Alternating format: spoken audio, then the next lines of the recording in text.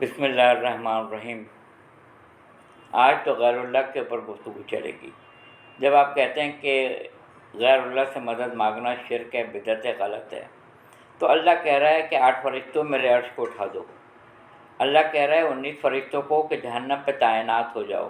اللہ کہہ رہا ہے کہ فرشتے کو کہ جنت کے اوپر مامور ہو جاؤ۔ اللہ تعالیٰ کی ذات کہہ رہی ہے، سوچنے کی بات ہے، وہی لے کے جائیے جبریل امی۔ اللہ ارشاد فرما رہا ہے آپ بادل کو لیے جائیے، ہوا آپ کے کنٹرول میں ہے۔ ایک کو کہا آپ روح قبض کیجیے گا، ایک کو کہا کہ وہ سور پھونکنا ہے، تو ہر فرشتوں کو کام پہ لگا دیا اللہ تعالیٰ نے۔